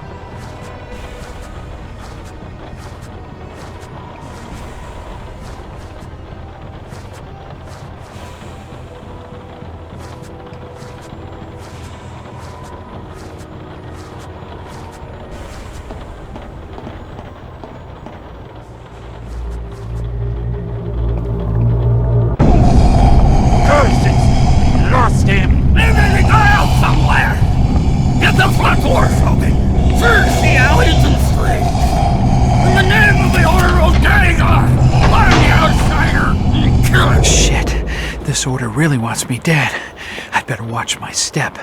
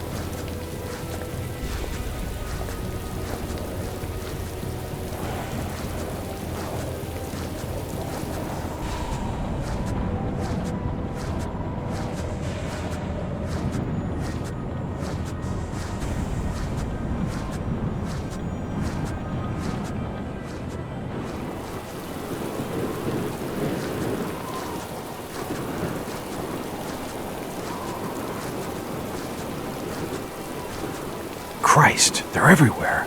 I need to keep my head down.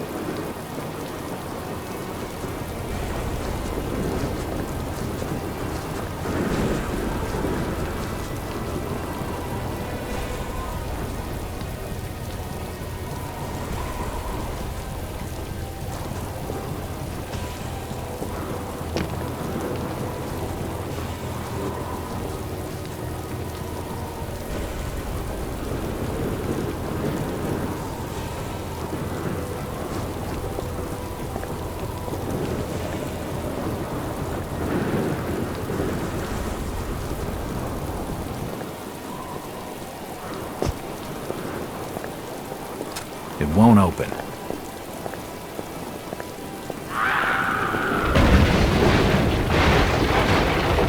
William! William! For God's sake! Your friend is dead. Jesus Christ, no! You're a fool, Willie!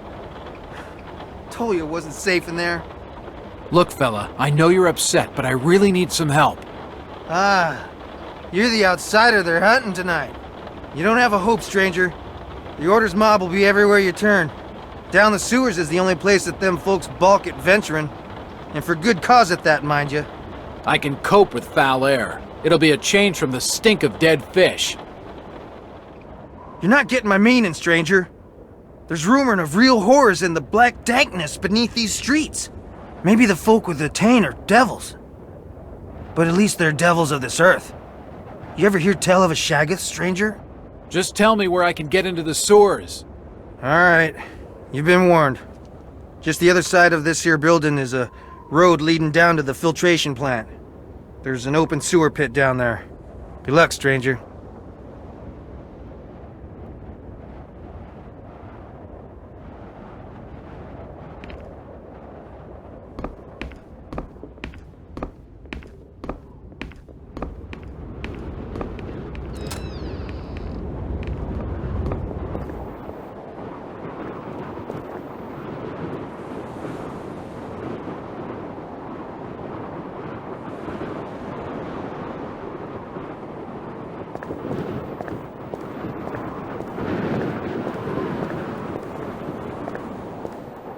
The door's locked. I can't get in the cabin.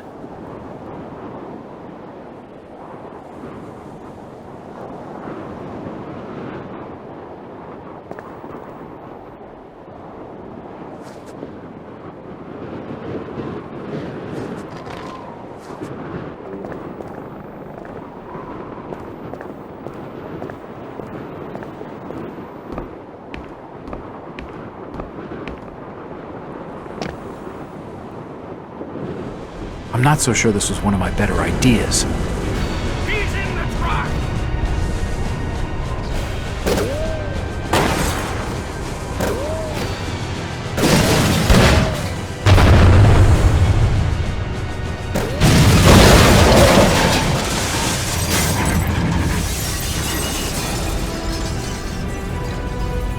Kill him!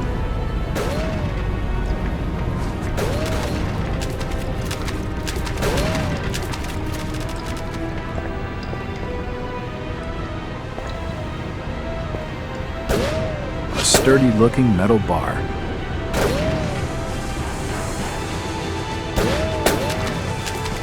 Show them!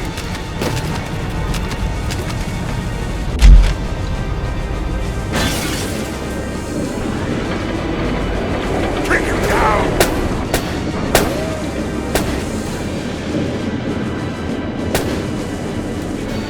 Don't let him go alive!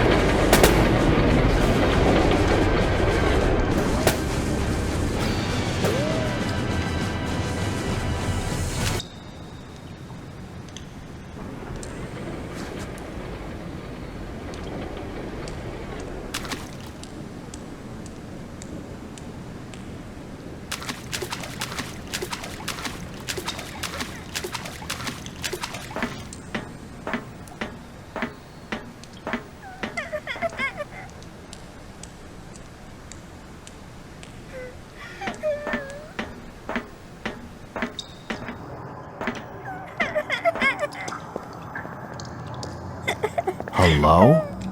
No, wait!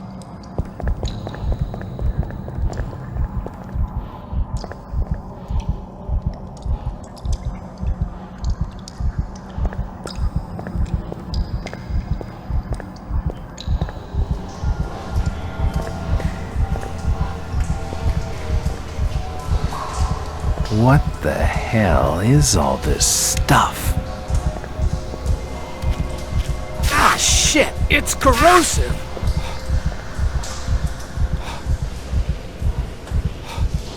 Why did you let anything come me? Leave me alone. I don't like it here. There's something down here.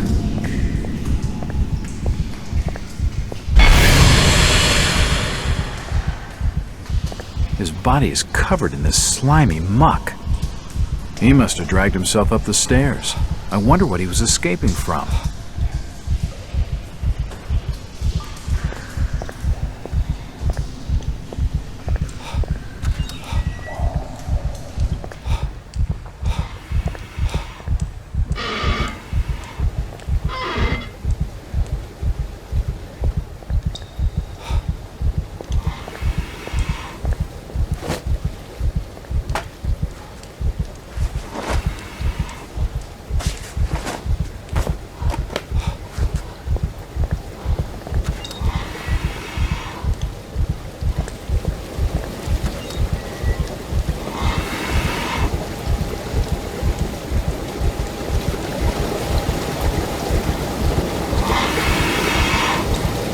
The tank's full of slimy water. There's no way I'm getting in.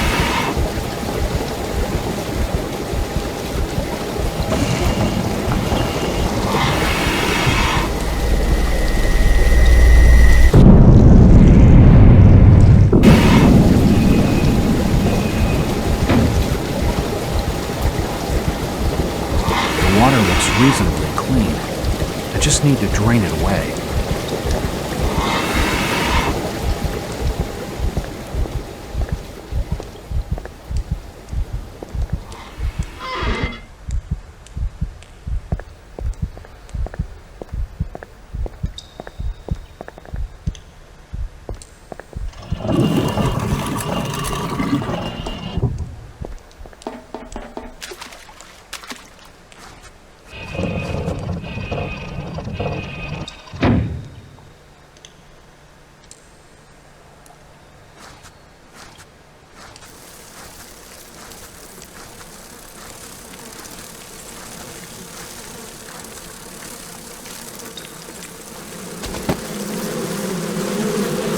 God, it's the old fisherman, Zadok Allen.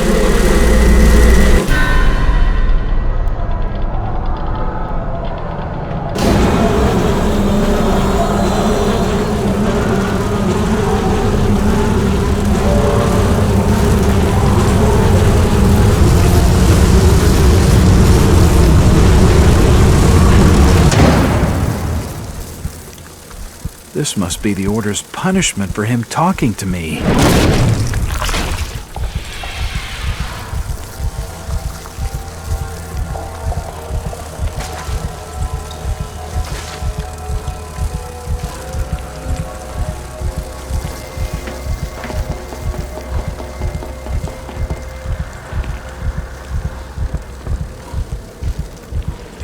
What the hell is this place? It's like some sort of mass grave. I can hear them calling to me. The odor of death and rotting flesh is overpowering. Poor wretches. Their remains left to rot in this hellish pit. Calling to me. What have I done? He's calling to me.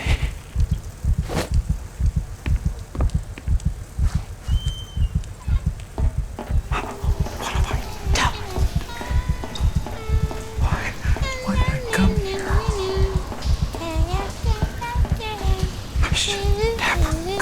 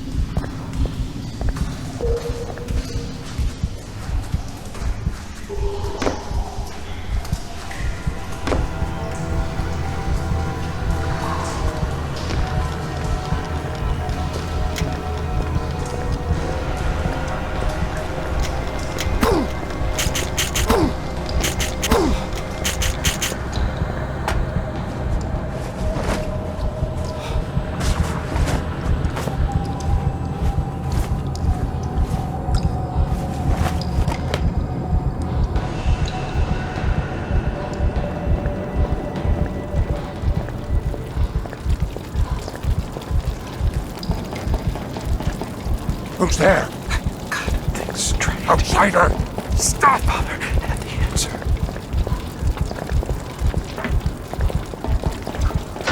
I heard something.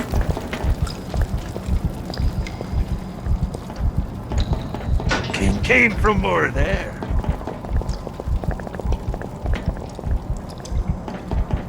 I heard something. I heard something over there.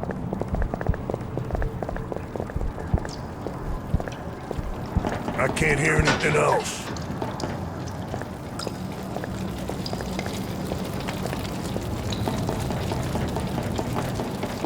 That was too loud to be any kind of animal.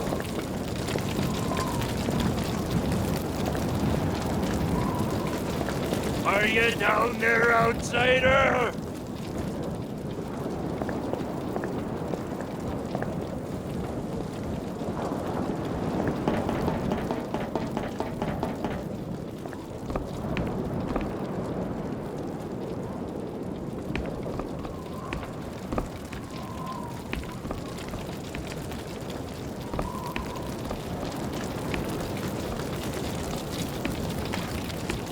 This crate is blocking the door.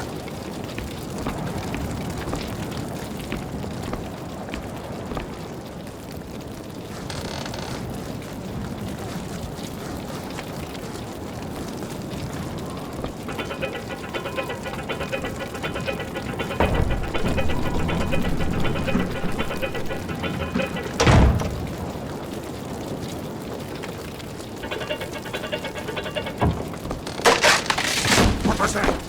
It's here! Take him down!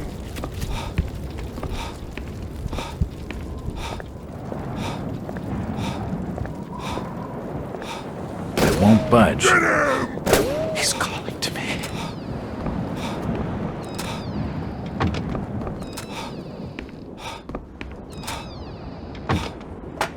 What am I doing here?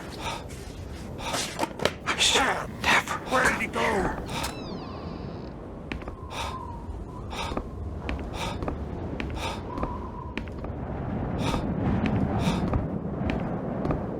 It's locked.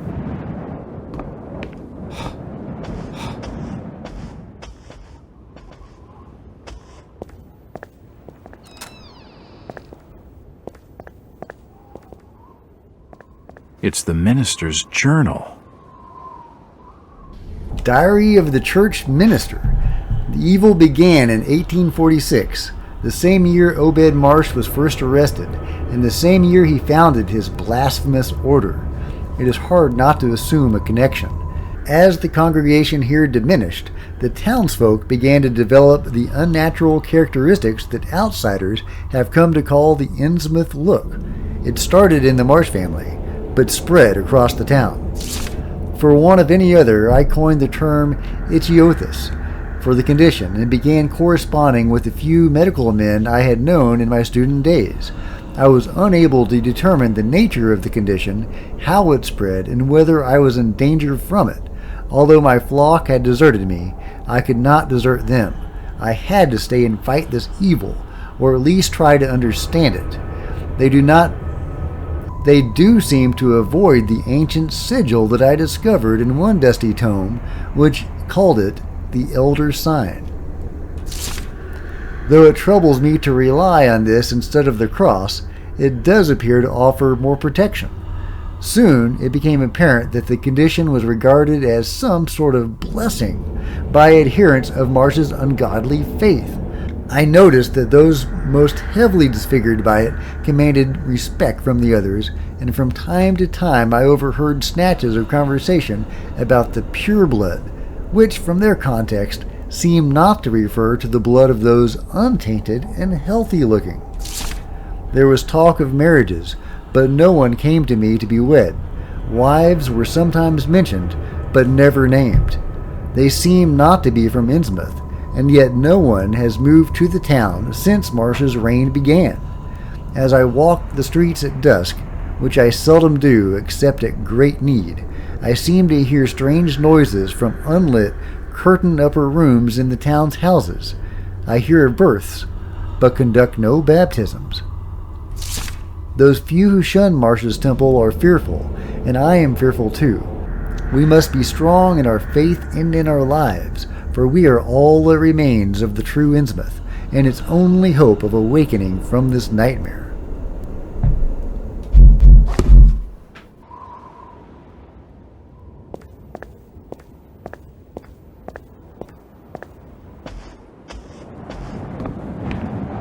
It's locked.